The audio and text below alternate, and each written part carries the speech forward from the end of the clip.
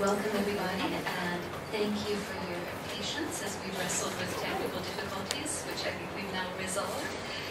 2019 marks the 30th anniversary of the Department of English at City University.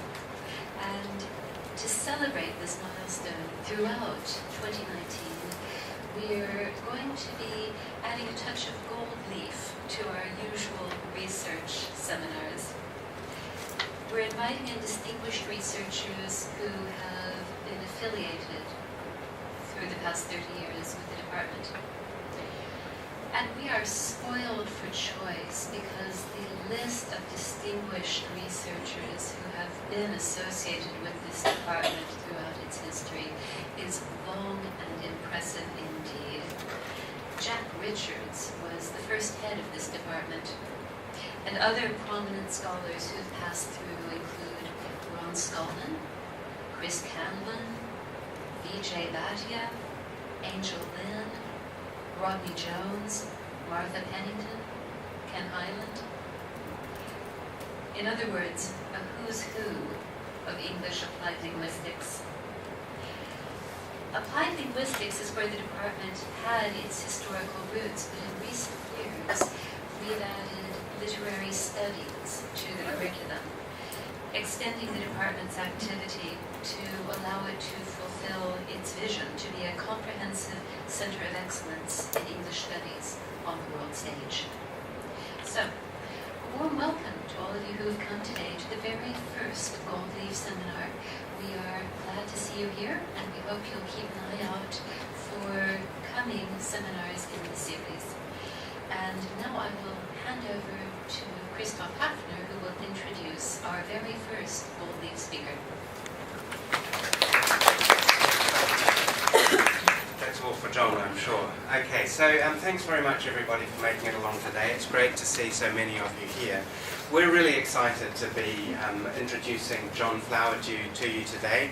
John was a colleague of ours for many years, and now though he's a visiting chair at the University of Lancaster and a visiting research fellow at Birkbeck, University of London, John's got a really wide range of interests in applied linguistics. A lot of it is English for academic purposes, and he's done some really interesting work, some of which I guess he'll be sharing with us today, about English for research publication purposes. But he's also very well known as a discourse analyst, having written texts on that subject, and also a very interesting book about the speeches of Lord Patton, the last governor of Hong Kong.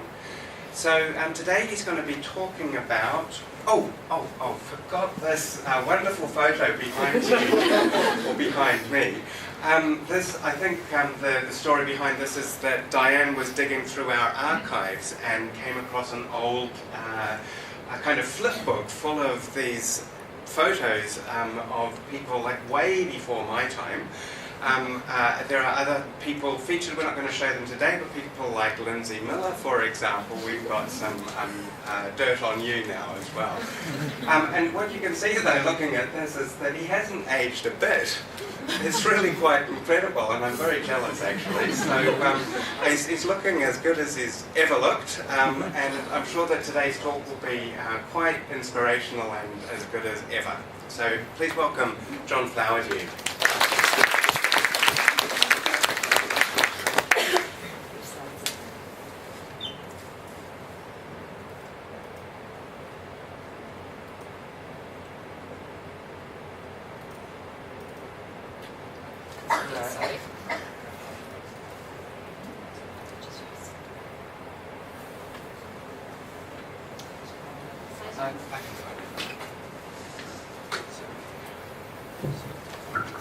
I think it's up, so...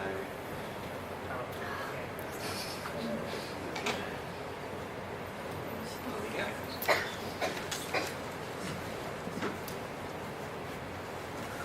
Good afternoon everybody, and thank you very much for coming to this talk, this Gold Leaf talk.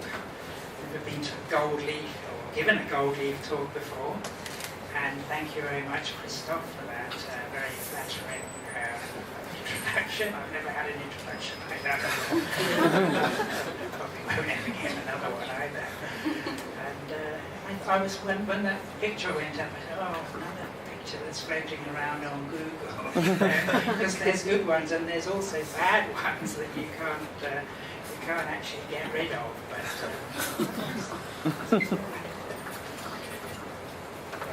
I'm standing right back here because that's the only way I can see the screen. Now I have an admission to make. Before coming up here, I saved the talk onto the USB and inserted the USB and it's not there. So, but I do have a talk, so don't worry. If you want the full talk, you're happy to. I'm happy for you to email me and I'll send you all the slides. There'll probably be plenty here anyway. Okay, so I'm talking about writing for scholarly publication in English, and I'm looking at research perspectives. Before I start, I noticed that there's quite a good mix of people in the audience. I'm going to be talking about writing research articles. Could you put your hand... You can change the microphone. There's something wrong. We cannot hear you. You can't hear me now? Can you hear me now? Sometimes I can. It's but cutting sometimes it out, I believe. I don't know what you can do about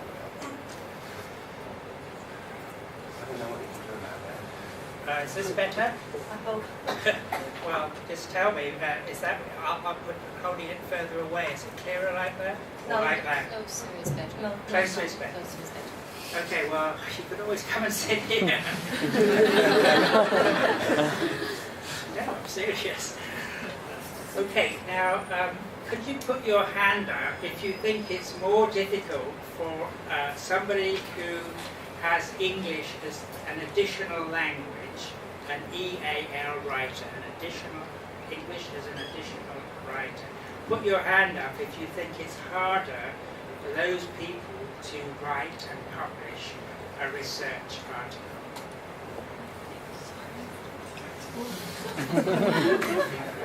Now, put your hands down. Now, put your hands up if you think it's not more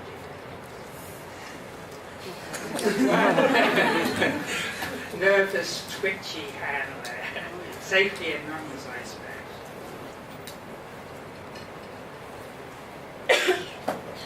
All right, I'll come back to that. I'll come back to that survey later. So, if we're considering writing for publication in English, we need to consider the context within which it happens. The numbers of scholars seeking to publish internationally is increasing exponentially. And this is due to a range of interrelated factors. So these are the massification of tertiary education, the marketization of universities, the globalization of scholarship, national prestige, university league tables, and career development closely related to publication output. I'm sure most of you are familiar with all these phenomena, but let me just give a quick description or definition of each. So the massification of tertiary education, it's an ugly word, isn't it? It's a nominalization of education for the masses. Okay, so when I went to university a long time ago, 2% of people in the UK went to university. Now it's over 50%. When I came to Hong Kong in 1990, there were 2 universities in Hong Kong. Now there are 8 government-funded universities, and there's quite a group of self-funded universities. So Hong Kong and the UK are just 2 examples of what's going on internationally. In the mainland, of course, it's happening as well. Now, another phenomenon is the marketization of universities. So instead of universities being sites for scholarly exploration and exchange, they've turned into business operations, trying to operate on business lines. If you walk into the university here through the tunnel, you will see lots of evidence of this. Number 55 in the world, QS, I think, or TH, I can't remember which. Number 4 in Asia, or something to do with Asia. Excellence in research and professional education. There's many more slogans like that. So the university is trying to brand itself, like any other business would. It's quite interesting because if you go through the tunnel and then you come to the bottom of the escalator, there's some little signs of resistance. So there's the goddess of democracy. And until last week, there was the university president's salary. But fortunately or unfortunately, today, if you go past, there's a notice, an official notice on the students' democracy wall, saying that the university is running a survey to consider unifying university and departmental logos. So they want to, this is a logo is a marketing tool, so they want to standardize that. Interesting, I went to Hong Kong University last week, and just as you go through a tunnel to get to City U, you go through a tunnel to get to Hong Kong U as you come out of the MTR. You go down this tunnel. And there's none of this number 1 in the world or whatever. Well, not number 1. Is it? What number is it now? Anyone know? No, that's here. What's Hong Kong U? It's higher. Number 1 in Asia. Number 1 in Asia, okay. Anyway, as you walk through there's none of that. What you've got there is you've got all these brownie photographs of colonial governors. So you've got the first governor when the university was established. You've got these other governors wearing colonial robes, right up to and including Chris Patton, actually. So they're marketing themselves as the colonial university. They have a different brand. Now, globalization of scholarship. So universities are interacting more and more closely. Journals are global because you can just download research articles from the internet wherever you happen to be. There's much more exchange of scholars. Research groups tend to be international now. And countries see their universities as a symbol of their national prestige. They want to have top-notch universities. And they want their universities to be high up the league tables, number 55 in the world.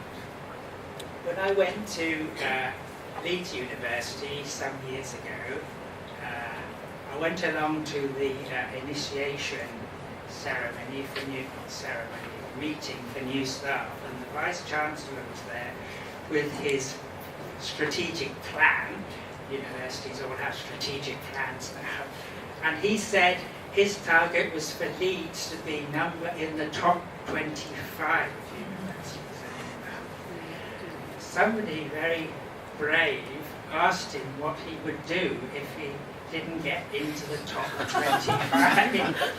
And he said, and I'm not sure if he was joking or not, he said, well, I'll be on my yacht in the Mediterranean by then. So, sorry, when you get to my age, you tend to get a dry mouth, so I have to drink a lot of water. So national prestige, league tables, well, we've seen that in the top. Universities want to be high up the league tables.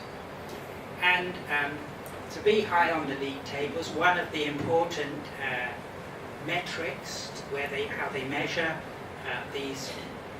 measure where a university should be on the table depends on how many citations you've had of your staff's publications. So this is the real driver for more research article publication. University staff, academics have to write for publication because their career depends on it. So if you want to get hired, if you want to get your contract renewed, if you want to get promotion, if you want to get tenure, all of this depends on how many and the quality of what you publish. Now, one of the things to consider in this context is that the majority of scholars nowadays, they have English as an additional language. They're EAL scholars. Many of you probably are. So they have an additional challenge. They have to, first of all, master English and academic English, the English of their discipline, before they can get published. So there's quite a bit of research going on into this area. In fact, it's really burgeoning. It's been burgeoning in the last 3 or 4 years. In fact, as I was coming along here, I met an old friend, an old colleague, and he said, "Oh, I've come along here today because I've written something which I think is related to your topic, and I wanted to see what you're going to say." Now, when it comes to EL writers, there's an understanding that these writers have more difficulties, different difficulties to L1 writers. Their English is not their first language.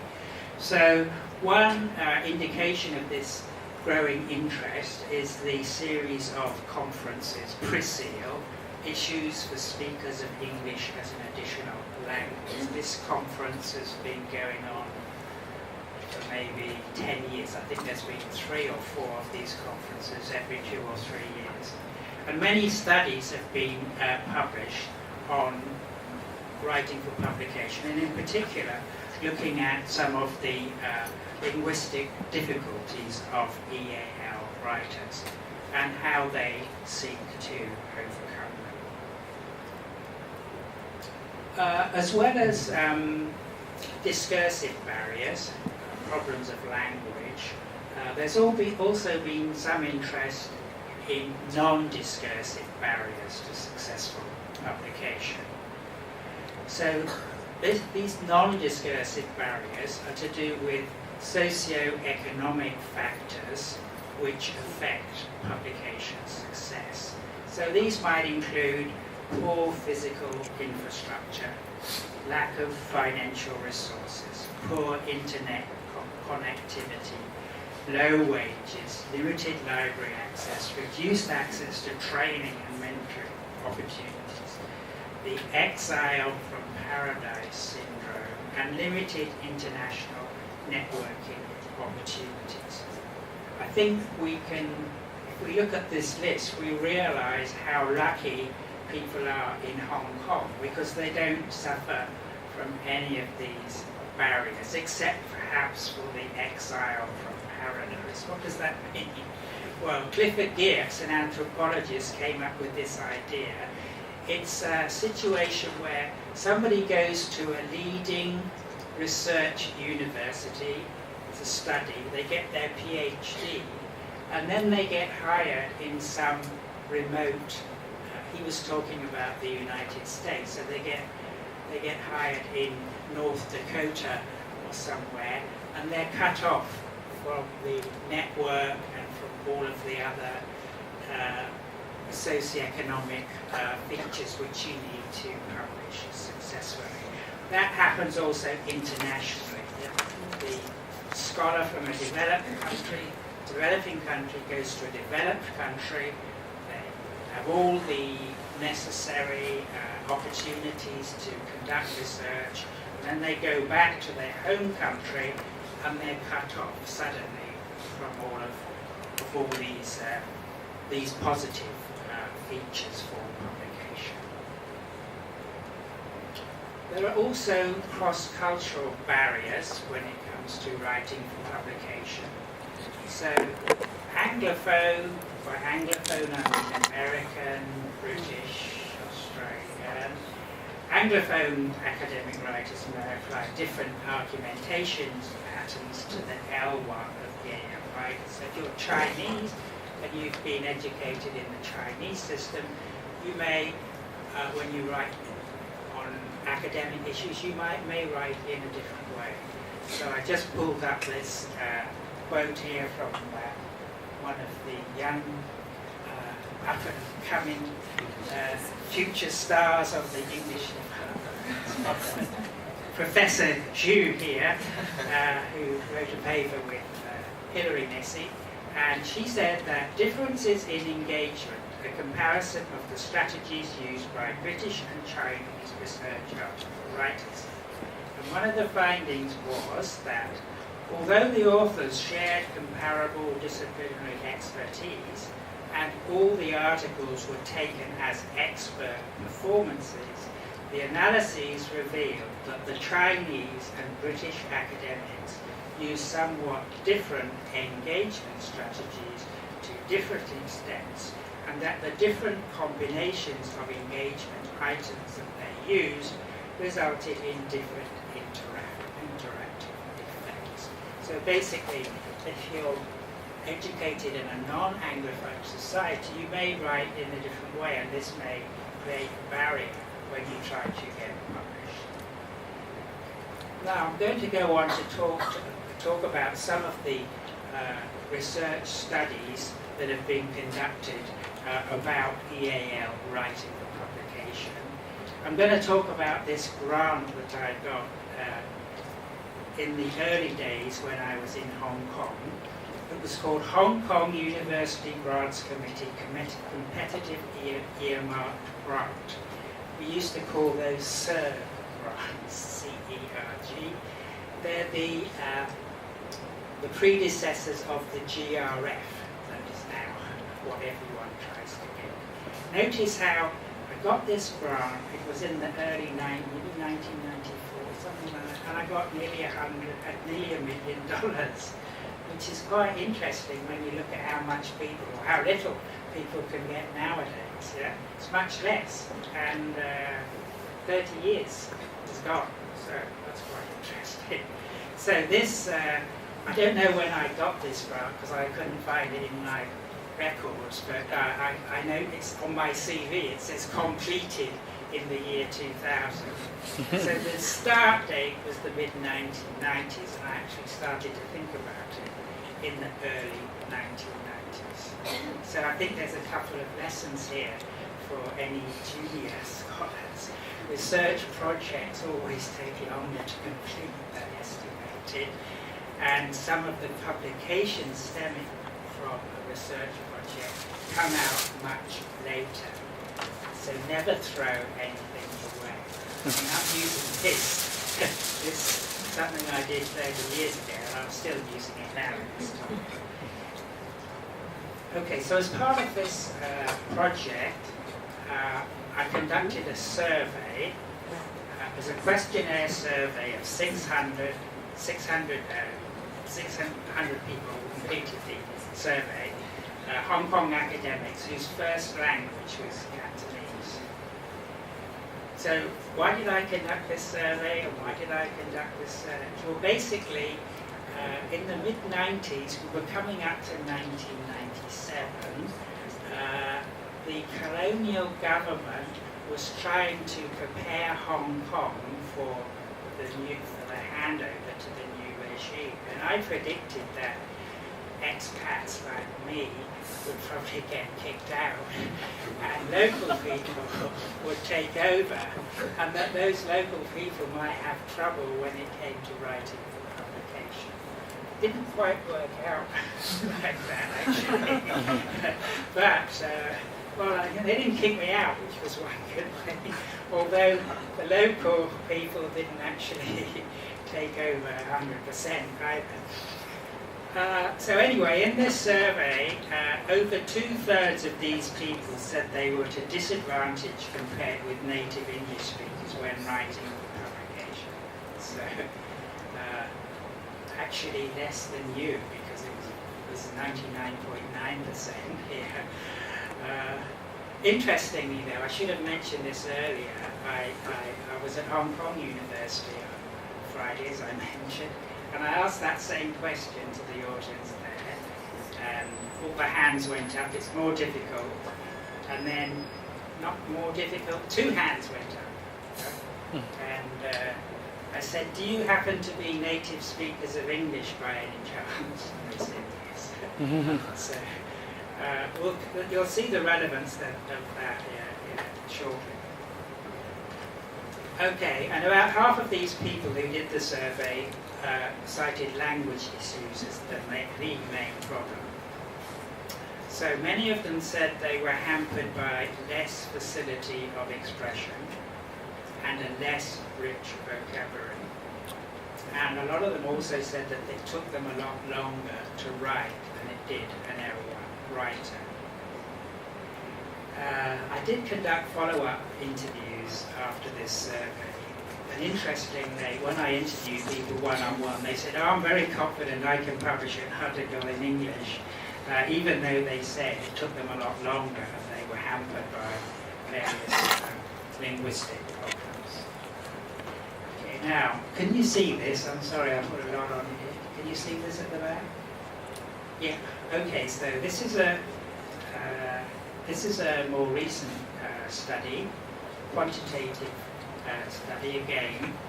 This study was an analysis of submissions and publication success of papers submitted to the high impact journal, Functional Ecology.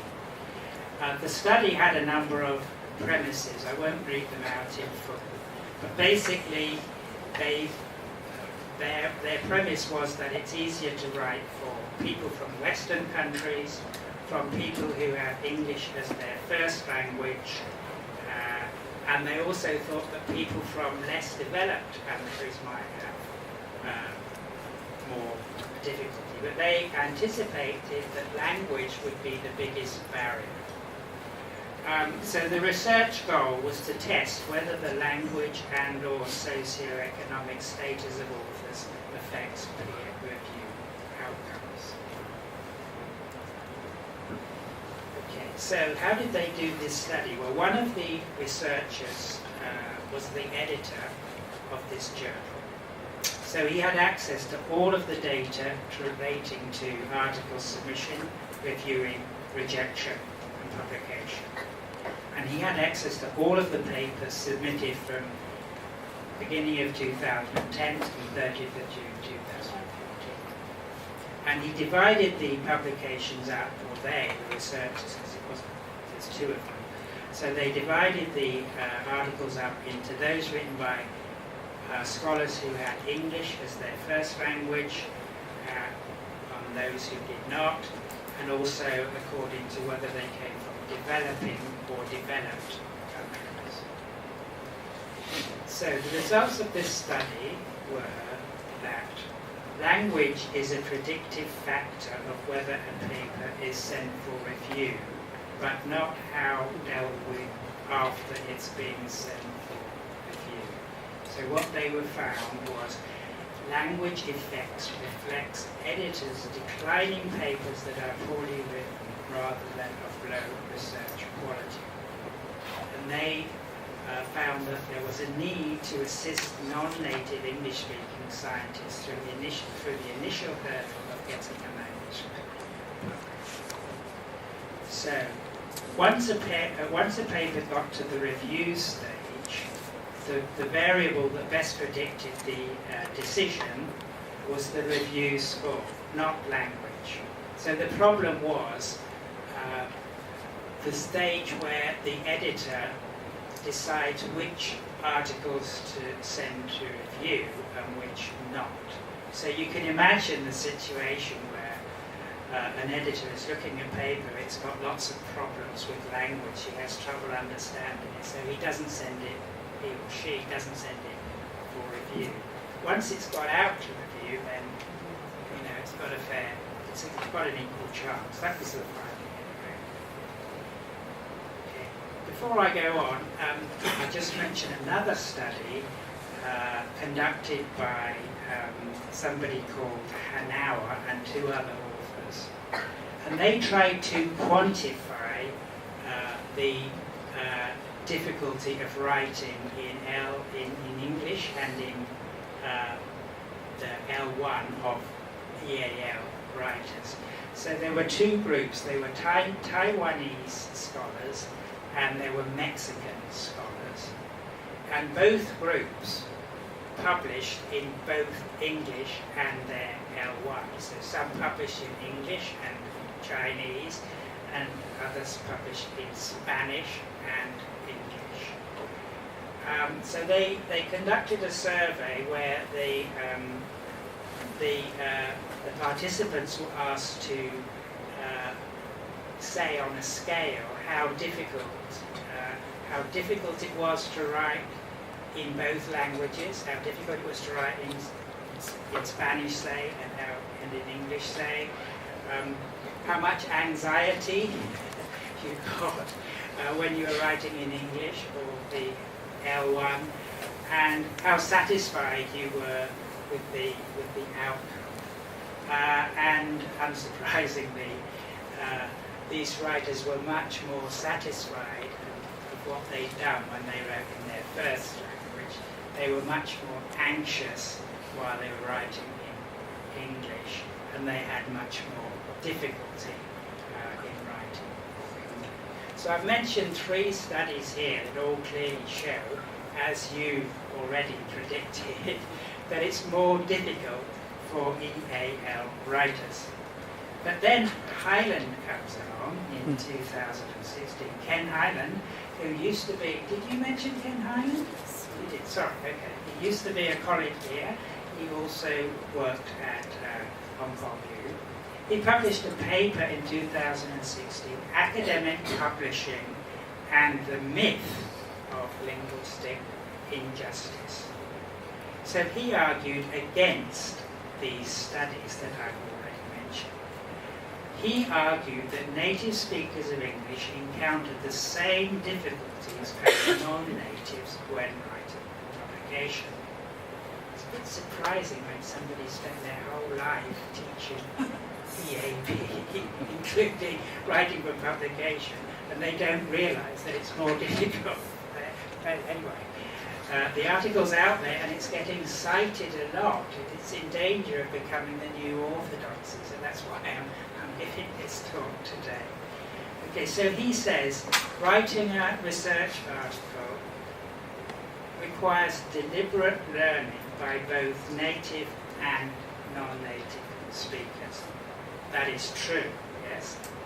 But then he argues that native and non-native writers are on a level playing field. That's not true. He argues that there are other barriers like physical, scholarly and financial. I said those things that I mentioned earlier. He thinks those are more important. They may or they may not be, but I want to focus on the linguistic dimension here today. So he said, and I'm quoting now, framing publication problems as a crude native versus non-native polarization functions to demoralize EAL writers and ignores the very real writing problems experienced by many L1 English scholars. So he's saying that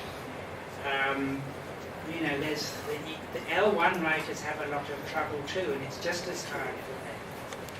And then he said, assertions that EAL authors have greater difficulties in writing than their native English counterparts are largely speculative.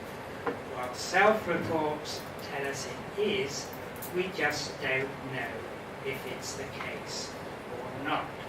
So I put in bold here, largely speculative. It seems to me if somebody tells you, well, as in the study with the Taiwanese and the Mexicans, if somebody tells you it's more difficult in one language than the other, why are you going to believe them? And then he says, we just don't know. Well, I've just cited some of those studies, and there's many more actually. And he says it's self-evident. Well, maybe not to everybody. Okay, so then he gets into a sort of a theoretical argument. He says, although the idea of native speaker might imply the advantages gained by having internalized the language through natural acquisition rather than through deliberate learning, academic English is no one's first language. So both L1 and EAL writers have to learn a new register, if you like. That's his point. Don't agree. Well, they do, but there's more. The EAL writer has more to learn. I'll talk about that in a minute. Then he says native speakerhood, interesting word, refers more accurately to the acquisition of syntactic and phonological knowledge as a result of early childhood socialization and not competence in writing, which requires prolonged formal education. We don't learn to write in the same way that we learn to speak, but through years at school. Are you convinced? Not sure? Okay, well, let's see. Okay, so some problematic issues from my point of view anyway. First of all, native speakers are likely to have received the lengthy formal education in English Highland refers to, whereas EAL writers will have spent most time learning to write at school in their L1. So L1 writers, they go to school, they learn how to write, they read the newspaper, they develop sophisticated vocabulary. The EAL writer is doing all that in their mother tongue, yeah? They have to deal with all this when they get to university or when they come to write a paper. Because remember, we're not talking about English majors here, we're talking about physicists and biologists and computer scientists, people who haven't, probably haven't even studied English until they got to university. Now second, my point would be that Hyland is too dismissive of what he refers to as the acquisition of syntactic and phonological knowledge. I think he underestimates what he refers to as syntax. Phonology is not relevant here because we're talking about writing, but he talks about syntax. He just says that syntax is not relevant. But I would say that it's what syntax is to do with language form, right? But we need to consider meaning and use. There's subtle features of meaning and use attaching to syntactic forms. And these are naturally acquired by the L1 writer, I would argue, in the home and at school. It takes many years for the EAL learner to be formally taught these features.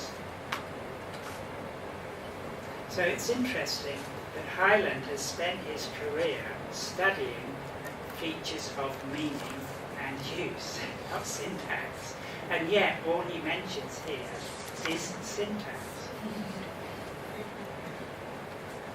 Okay, so what is my take on EAL scholarly writers? Well, my undergraduate was in French and Spanish. And I realized, having struggled to write there, that writing in a second language is much more difficult in the first language.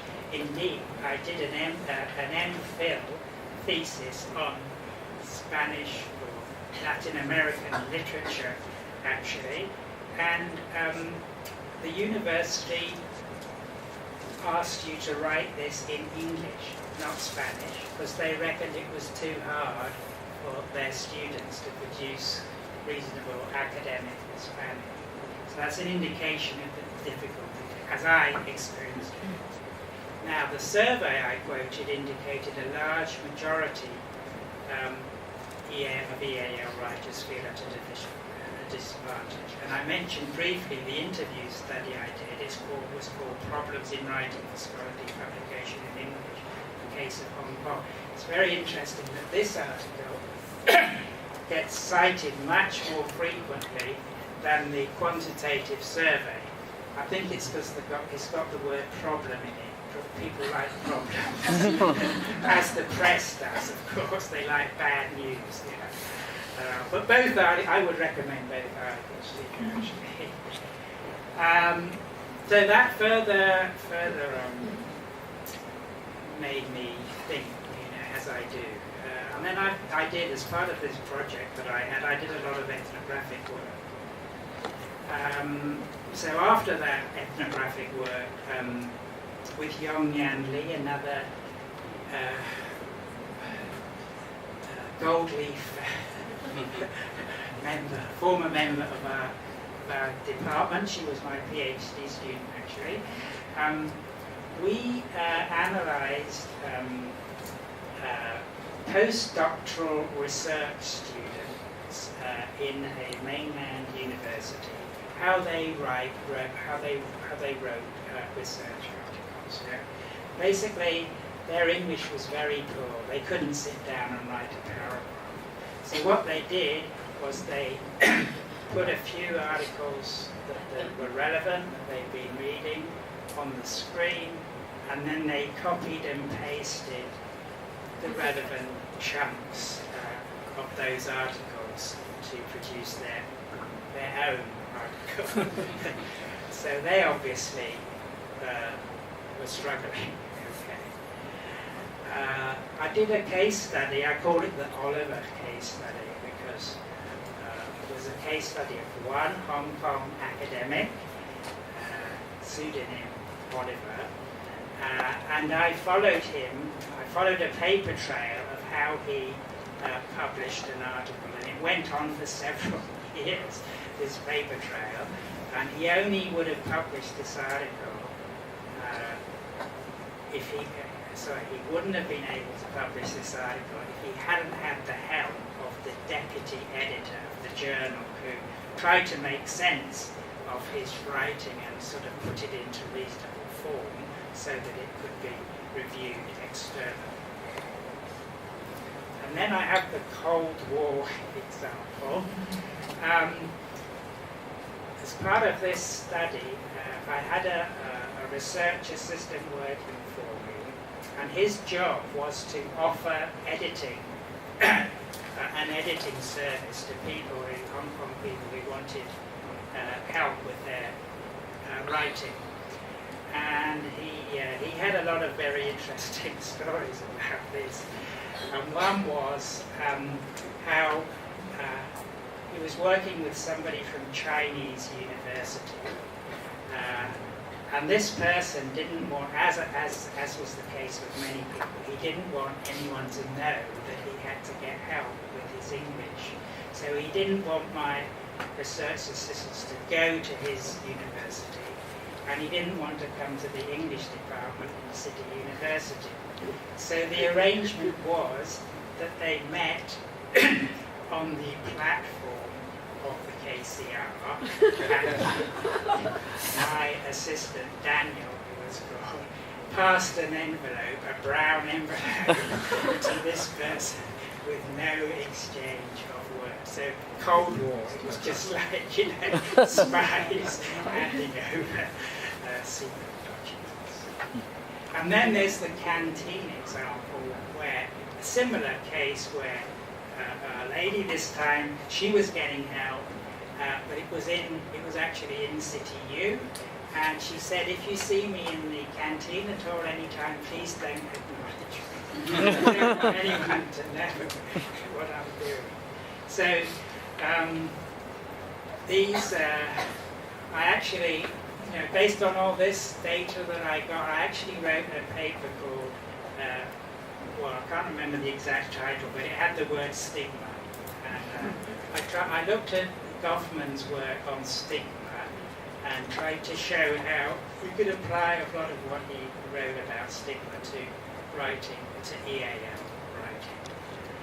Hyland hated this article. He hated it.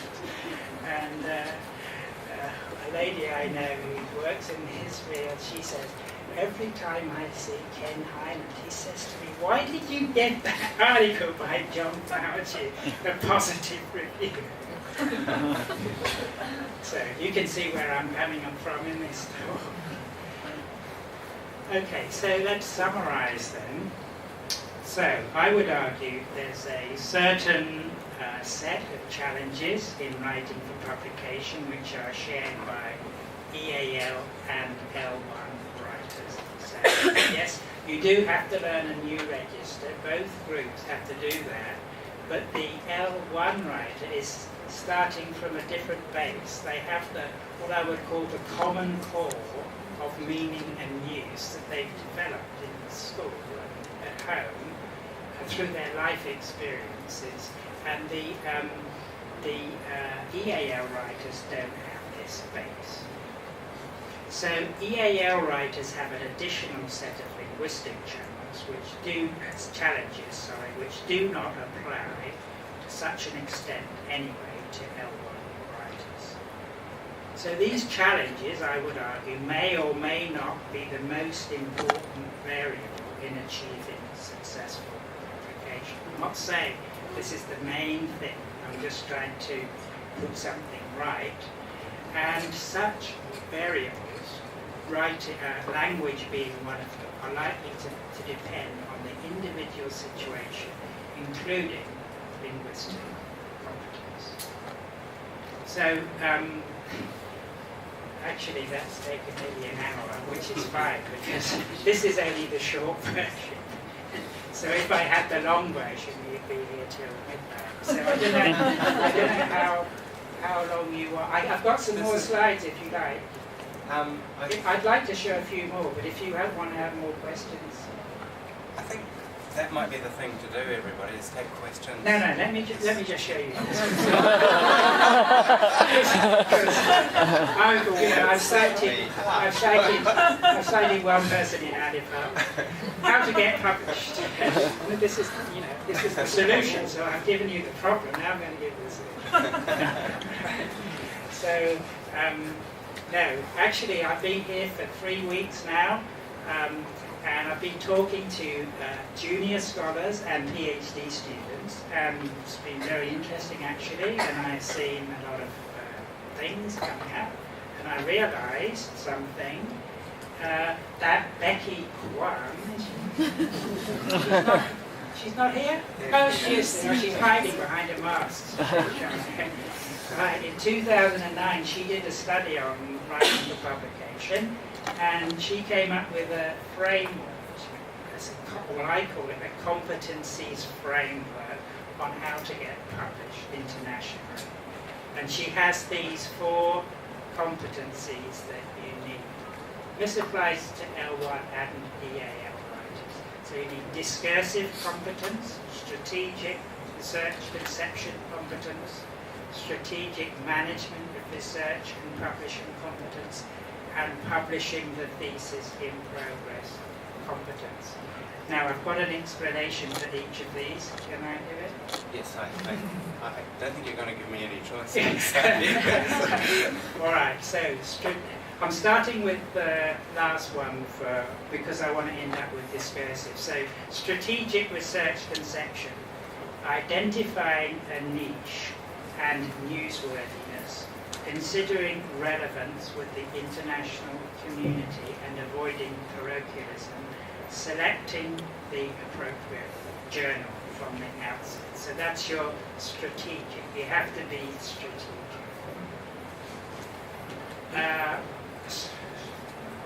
Continued, okay. Strategic management continued.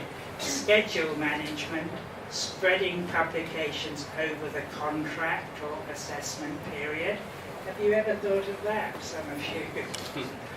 Oh, I'm going to get my contract renewed, but I still need a few more articles after that to get substantiation, so I'm just going to publish a couple and save the others for later. Knowing the time involved from submission to review to publication, this can be extremely long, several years. And this isn't actually in Becky's model, but I put it in rejection management. This is really important. You need to learn to handle rejection, because everybody, even the most senior professors, get rejected. You just have to keep plugging away. So publishing the thesis in progress competence, this is the issue. I'm working on my thesis, but I also want to publish some articles. So you have to coordinate things here. And then maybe you're going to publish the articles after you've written the thesis. So then you have to work out, how do I turn my chapters into articles? Start straight away. Then discursive competence. Right? So this is more what Ireland is talking about, the language thing, but it's more than that. So mastering the disciplinary scholarly register. That applies to everybody, L1 or BAL. Organising the RA text. Argumentation, meta-discourse, discipline-specific phraseology. These, I would say, are an extra challenge for the EAL writer. They're a lot easier for the L1 writer. Stance taking and strategic citations. And then, after you've submitted the article, interpreting and addressing reviewers' comments, discussive tactics to carry out revisions. Okay, so if you want to take a photo, now's your chance.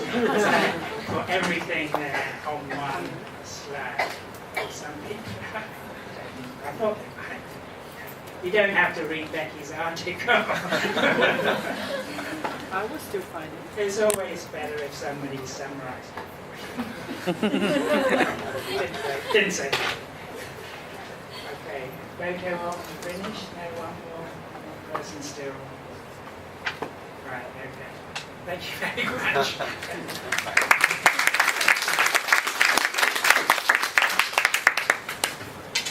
Okay, everybody. Well, we have some time for questions now. So please, if you've got any questions, one's right here.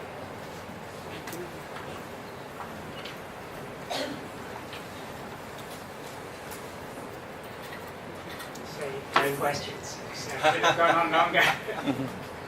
I'm sure there will be. Go on, Christoph. I'm sure you will. I do have a question. For my undergraduate study, I study English studies, linguistics in some way. Right now I'm studying a master degree in CTU, which is completely different story, which is counseling. My process of going through like studying in linguistic level, I think it's a switch of jargon. You know, the words that I was completely using was totally different. In linguistics, syntax, pragmatics, like all these words. And then once I go to social science, it's all psychologist based. I'm like, oh my god.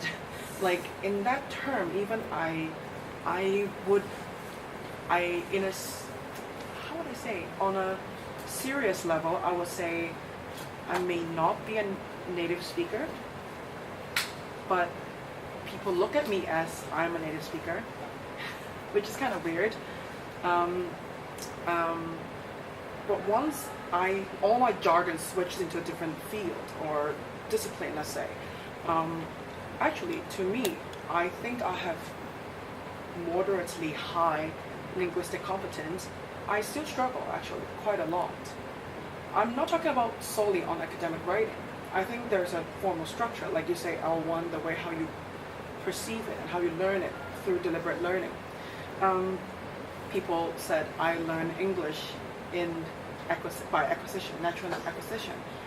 Somehow I don't think so, because I drill a lot for myself. I do, because I grew up in Hong Kong. Do you have a question? Yes. So how do you actually, when it comes to publications, that actually involves lots of jargon in that way.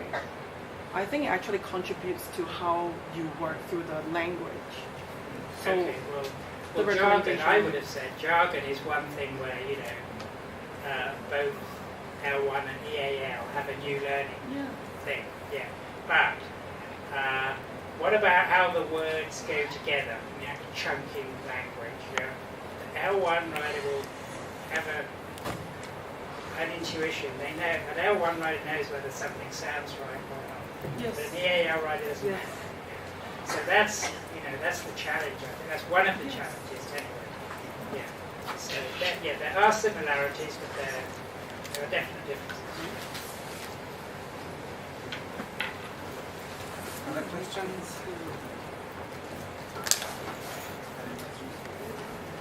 Ben? Are you going to write an article to challenge Ken's article?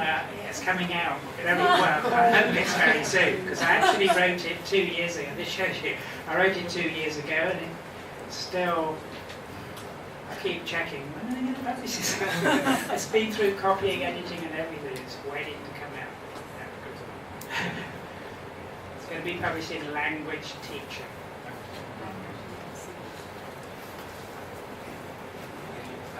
Becky. Thanks for citing my models. I remember in one of the papers that you published, and also Ken Hammond, you made a mention about what part of the company's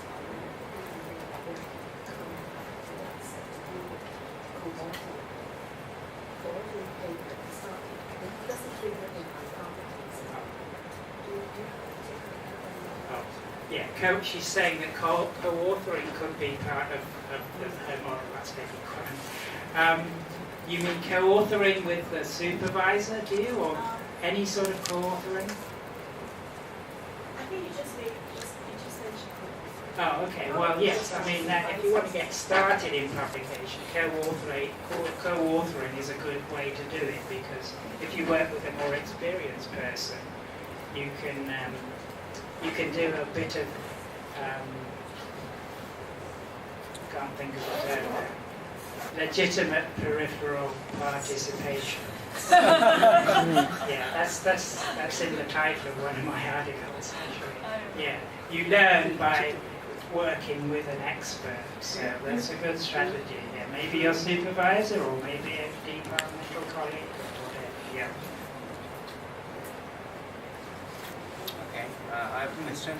So I'm also interested in that process of the dissertation, and how as you're going about that you're also looking at publications, because that's become such an important element now, I suppose.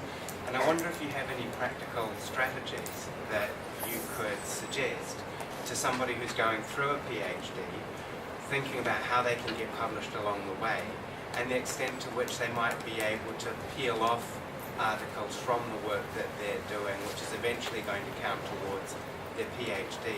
Are there any ways of kind of looking at it that might help you to identify those points that you can both put something into your PhD but also develop into an article as well? Well, what I usually do with my PhD students is I say, okay, each chapter, think if you can, you need each chapter is a potential research article.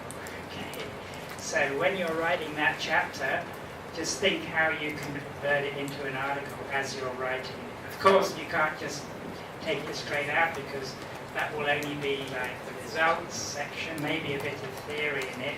You need to have the method and the literature review, that you need to combine with it. But if you think of each of the main articles in your thesis as a research article, then that will help you. And in fact, the thesis by research article is becoming more and more popular. So in many disciplines now, you don't even have to write a thesis, you just have to write several research articles. Maybe you have to write a quick introduction and conclusion.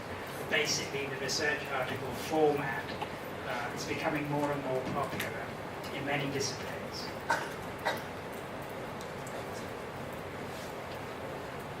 Somebody else has a question.